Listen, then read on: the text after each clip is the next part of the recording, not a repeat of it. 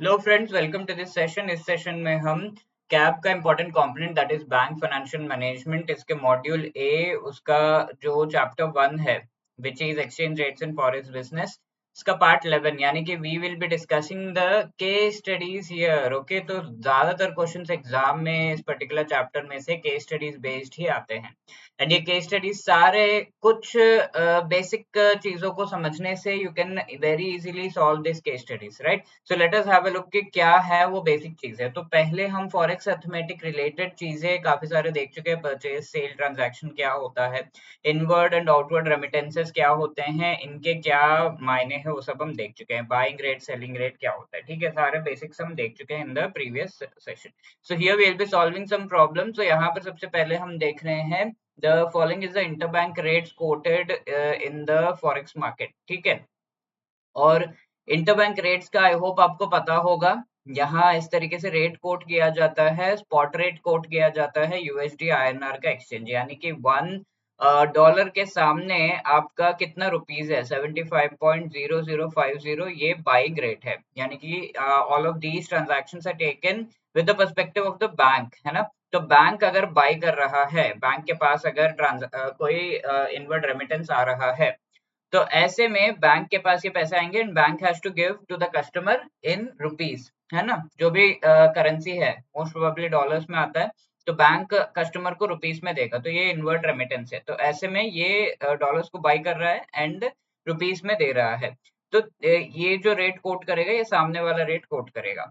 Now when the bank is selling, यानी कि ये रुपीस एक्सेप्ट कर रहा है bank and outward remittance send कर रहा है in the form of dollars, ठीक है। जब ये सेल कर रहा है तो रुपीस एक्सेप्ट करते हुए ये डॉलर का रेट जो है वो थोड़ा ज्यादा बताएगा, ठीक है, 75.0075, ठीक है, so that it can gain profit out of this transaction, है ना। तो this is the buying and this is the selling rate. और जब इनवर्ड ट्रांजैक्शन, इनवर्ड रेमिटेंस आता है, ऐसे में बैंक को क्या करना होता है, bank has to take dollars, dollars को लेना है एंड देन रुपीस जो है कस्टमर को देना है।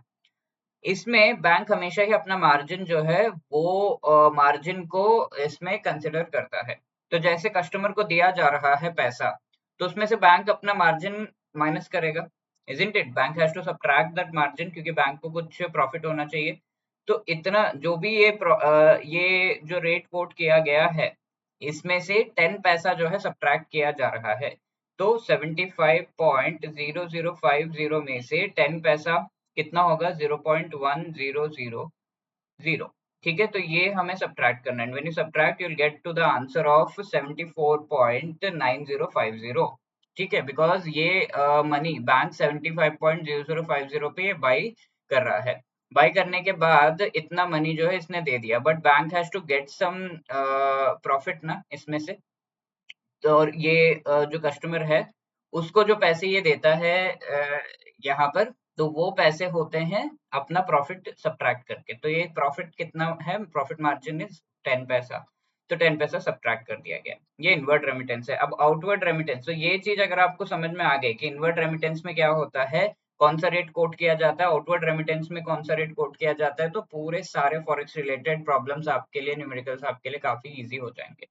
अब आउटवर्ड रेमिटेंस जो होता है, उसमें क्या करना होता है बैंक को, bank has to take rupees, है ना, रुपीस जो है वो कस्टमर से लेता है एंड डॉलर्स को दिया जाता है, ठीक है, इट सेल्स डॉलर्स। तो ऐसे में क्या होगा, सेलिंग रेट को कोट करेगा। जब रुपीस ले रहा है तो ज्यादा रेट कोट करेगा, 75.0075, ये रेट तो कोट किया, बट इसके साथ साथ bank also wants its own margin, यानी कि अपना प्रॉफिट भी चाहिए। तो उसको बैंक एक्चुअली, जब आउटवर्ड रेमिटेंस है तो बैंक को प्रॉफिट क्या ऐड करना होगा। जो पैसे कस्टमर दे रहे हैं बैंक को, वो इतना है, इसमें अपना प्रॉफिट बैंक को ऐड करना होगा before converting it into dollars, ठीक है। तो ये कितना हो जाएगा, 75.1075। So that is the outward rate, ठीक है। तो इस तरीके से कैलकुलेशन करना होता है inward and outward remittances. I hope first problem आपको जो है समझ में आ गया है, इसी के बेसिस पर बाकी हमें करने हैं। तो सेकंड क्वेश्चन आपके सामने है, इसमें टर्म्स जो दिए हुए हैं काफी कॉम्प्लिकेटेड लग सकते हैं, बट सेम कॉन्सेप्ट है हर जगह। इनवर्ड आउटवर्ड रेमिटेंस हो रहा है, इंपोर्ट है या एक्सपोर्ट है। जब ये एक्सपोर्ट हो रहा है, एक्सपोर्ट में क्या होता है, एक्सपोर्ट अगर इंडियन कर रहा है तो उससे पेमेंट रिसीव होगा, तो that is an inward remittance. Inward remittance सबसे पहला वाला जो कोट है उसे लिया जाता है। आउटवर्ड रेमिटेंस यानी कि इंपोर्ट अगर कुछ किया जा रहा है, तो इंडियन को इंपोर्ट कर रहा है तो he will be giving a outward remittance. ठीक है, आउटवर्ड रेमिटेंस जब दिया जा रहा है तो सेकंड वाला जो रेट है उसे कोट किया जा रहा है। Let's read this question. Inflow of US dollar, जैसे आपने पढ़ा इनफ्लो यानी कि मनी अंदर आ रहा है इनटू द बैंक, बैंक में मनी आ रहा है, और ये मनी को बैंक को क्या करना है, इस मनी को देना है टू द कस्टमर रुपीस में, राइट।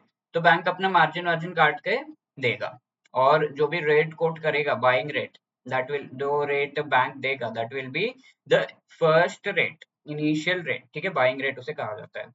100,000 यूएस डॉलर्स आ रहे हैं TT for credit of your exporters account, यानी कि मेरा, यानी कि I am a bank here being advance payment for exports, और ये न्यूयॉर्क करस्पॉन्डेंट से मिला है। What rate you will take to quote to the customer if the market is this. Customer को क्या रेट कोट करेंगे हम, जब भी इनवर्ट रेमिटेंस आता है पहला वाला कोट करते हैं, very simple answer, I will quote 76.09। ठीक है, $1 के सामने 76.09 rupees is the rate that I will be quoting. तो यही चीज यहाँ पर दिया हुआ है। जो भी टीटी यहाँ पर जो है बाइंग रेट को हमें कोट करना होता है। टेलीग्राफिक ट्रांसफर इसे कहा जाता है, telegraphic transfer. That means when ever you have a transfer of money, उसे टीटी रेट कहा जाता है बाय कन्वेंशन। ठीक है, I hope this is very clear. बहुत सिंपल था सेकंड वाला। थर्ड वाला देखिए, अब थर्ड वाला भी सिंपल है, लेकिन थोड़ी चीजें यहाँ पर जो है एक्स्ट्रा ऐड की गई हैं, थोड़ा सा कॉम्प्लिकेट किया गया है कि बैंक किस किस तरीके से इस पर्टिकुलर चीज को कर रहा है। तो what is the scenario here, देख लेते हैं। This is the bank, this is the customer, और क्या हो रहा है, एंड ये फॉरेन, लेट्स से यूएस है, यूएसए से कोई शिपमेंट वगैरह का है। ठीक है, your exporter customer tenders an export bill, तो एक्सपोर्ट बिल जो है एक्सपोर्टर कस्टमर ने दिया और उस पर पेमेंट आ रहा है। ठीक है, पेमेंट कितना आ रहा है, यूएस डॉलर्स 5 लाख। ठीक है, यूएसडी 5 लाख जो है आ रहा है, 500,000 वो कहते हैं, तो 500,000 यूएस डॉलर्स आ रहे हैं एज अ पेमेंट। जैसे ये पेमेंट आ रहा है तो द एक्सचेंज रेट जो भी होगा, यहाँ पर आप देख सकते हो स्पॉट एक्सचेंज रेट दिया हुआ है, US dollars to INR exchange rate is 75.14 and 15। ठीक है, तो जैसे डॉलर्स आ रहे हैं, इनवर्ट रेमिटेंस है, तो पहला वाला रेट हम कोट करेंगे कस्टमर को, क्योंकि रुपीस में पैसे देने हैं। ओके, पहला वाला रेट कोट करेंगे। ओके, सो 120 डेज के लिए फ्रॉम द शिपमेंट ये चीज जो है ड्रॉ किया गया है, एंड कंप्यूट एप्लीकेबल रेट, यहाँ पर रेट क्या होगा और मनी क्या दिया जाएगा टू द कस्टमर, वो कंप्यूट करना है। बहुत सारे यहाँ पे कंडीशन दिए गए हैं कि एक्सचेंज मार्जिन 0.15% स्पॉट रेट पे ऐड करना है। स्पॉट रेट कौन सा हमने चुना, ठीक है, तो first thing is spot rate. Spot rate क्या चुना हमने, बाइंग, क्योंकि मनी अंदर आ रहा है। इस पर मार्जिन आपको ऐड करना है, सॉरी मार्जिन आपको सब्ट्रैक्ट करना है, बिकॉज मार्जिन सब्ट्रैक्ट करके ही कस्टमर को देगा वो पैसे, बैंक जो भी है। तो मार्जिन कितना है, 7.14 इंटू 0.15%। ठीक है, परसेंट करने के लिए you have two divided by 100। I hope that is clear. जितना भी मार्जिन आएगा उसे सब्ट्रैक्ट करना है इसमें से, जो भी रेट आ रहा है फाइनली। ओके, उस पर स्पॉट प्रीमियम भी आपको ऐड करना होगा। हमेशा प्रीमियम जो है, तीसरी बात, प्रीमियम जो है वो ऐड होता है over the spot rate. Premium is always added. कितना है, 45 एंड 46 पैसा, तो 45 पैसा, ये जो भी आंसर आ रहा है एक्स, इसमें हमें 45 पैसा ऐड कर देना है। ठीक है, 45 पैसा जब ऐड हुआ, एक आपको जो है बाइंग रेट फाइनली मिल जाएगा। रेट टू बी कोटेड 0.25 पैसा, और उसे राउंड ऑफ करना है 25 पैसा, रुपी अमाउंट राउंड ऑफ कर देना है। Now there is one more thing, ये बैंक से ये जो एक्सपोर्टर है कस्टमर ने थोड़ा लोन भी ले रखा है, लोन ले रखा है, एक्सपोर्ट क्रेडिट ले रखा है, तो ऐसे में बैंक को वो इंटरेस्ट पेमेंट करेगा, और वो इंटरेस्ट पेमेंट बैंक जनरली ये जो पेमेंट कर रहा है, जो भी रेट आया, लेट्स से वाई, ये वाई रेट आया, तो ये US dollars 5 lakh rupees, 5 lakh जो है ये इस रेट से हम मल्टीप्लाई करेंगे, क्योंकि 1 US डॉलर के ऊपर ये रेट है। तो US डॉलर 5 लाख के ऊपर कितना होगा, we have to multiply these and जो रुपीस में आंसर आता है इसमें से 8.50% जो है 180 डेज के लिए जो इंटरेस्ट रेट बन रहा है वो उतना इंटरेस्ट अमाउंट काटना होता है। इसके साथ साथ बैंक थोड़ा कमीशन भी ले रहा है, 0.00625% अपफ्रंट कमीशन ये चार्ज कर रहा है। तो ये दोनों चीजें आपको सब्ट्रैक्ट करनी होंगी। Is that clear? So let us have a look at the actual numbers. So sorry. तो यहाँ पर क्या है, पहले तो आपने स्पॉट रेट क्या लिया, 75.14 जो सामने वाला है बाइंग रेट, इसमें से आपने 0.15% मार्जिन को सब्ट्रैक्ट कर दिया तो 75.0273। अब 0.25 पैसा एंड नियरेस्ट रुपी को राउंड ऑफ करना होगा 0.270। अब इसमें आपने क्या किया, प्रीमियम हमेशा ऐड होता है तो ऐड किया, प्रीमियम ऐड करते ही 75.4770 हमारा रेट बन गया। अब $500,000 पर ये रेट अगर हम अप्लाई करेंगे, ईच डॉलर का कॉस्ट ये है, इसका मतलब तो इतने डॉलर्स का कितना होगा, you have to multiply them and you will gate 37,73,000, sorry 3,77,38,500 rupees के आसपास। अब इस पर आपको इंटरेस्ट कैलकुलेशन करना होगा 8.50, 120 डेज का ये दिया हुआ है, उसको आपको करना होगा फॉर 365 डेज। ठीक है, 8.50 ये दिया हुआ है फॉर 120 डेज।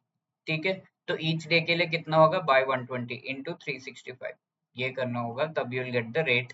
उस रेट को मल्टीप्लाई करके यू हैव टू कैलकुलेट कि कितना इंटरेस्ट अमाउंट बन रहा है, सब्ट्रैक्ट करो, कमीशन आपको कैलकुलेट करना होगा इतना percentage and subtract that and you will get around 3,66,60,000 के आसपास आपको जो है अमाउंट आएगा।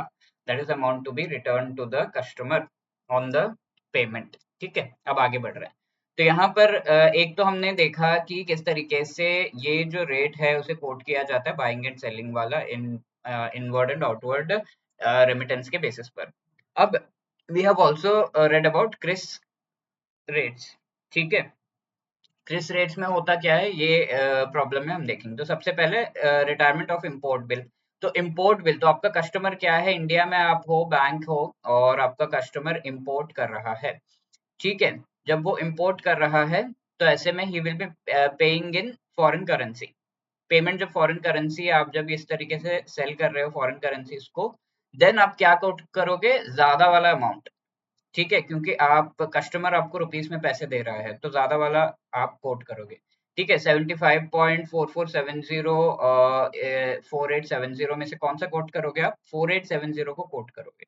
ठीक है, तो यहाँ पे पूछा जा रहा है जीबीपी यानी कि ग्रेट ब्रिटेन पाउंड, इसमें दिया हुआ है 100,000 ग्रेट ब्रिटेन पाउंड। 0.20% मार्जिन है यहाँ पर और डिस्काउंट प्रीमियम वगैरह नहीं है। जीबीपी टू यूएसडी रेट दिया हुआ है, यूएसडी आईएनआर रेट दिया हुआ है। तो जीबीपी पे यूएसडी रेट का मतलब क्या है, 1 GBP is equal to 1.21 US dollars. ठीक है, and 1 US dollar is equal to 75.1.2185 होगा, क्योंकि सेकंड वाला रेट हमें कोट करना है, isn't it? Then 75.4870 rupees, right? तो ईच डॉलर पे 75 है तो 1.21 डॉलर्स पे कितना होगा, सो यूएस डॉलर के बदले we will substitute this here, तो कितना होगा 1.2185 into 75.4870। If you multiply this आपको जो रेट है सेलिंग रेट है वो आपको मिल जाएगा। उसमें ये मार्जिन को आपको सिंपली ऐड करना है and you have to tell to the customer कि हाँ भाई ये रेट बन रहा है। I hope that is clear. Cross rates वाला प्रॉब्लम भी आपको समझ में आ गया। ठीक है, तो जब भी मल्टीप्लाई होगा 91.8909 होगा, उसका मार्जिन अगर आप देखो 0.20% तो दैट विल बी 0.1839, दोनों को ऐड करो and you will be getting 92.1648। So this is the rate. ठीक है, 50 राउंड ऑफ करके you can tell the bill selling rate। okay, so these were the different kinds of questions that can be asked in the exams। I hope आपको इनको देख के मजा आया होगा। ये क्वेश्चन आपके लिए होमवर्क है, पढ़िए अच्छे से, वीडियो को पॉज करके and try to give the right answer इसके लिए। ठीक है, ये ऐसे क्वेश्चंस है जो कि पूछ लिए जाते हैं विदाउट ऑप्शंस। कैब में कई क्वेश्चंस विदाउट ऑप्शंस आते हैं, तो this is such kind of case study question which can be asked. Okay, so I hope you enjoyed this session. Homework question को आंसर करना मत भूलिएगा. If you have any queries, you can always call us on 8146207241 या फिर you can drop a mail at hello@edutab.co.in ताकि हम आपको within 24 hours reply करके आपकी help कर सके. Like, share, subscribe करना मत भूलना. All the best. Thank you.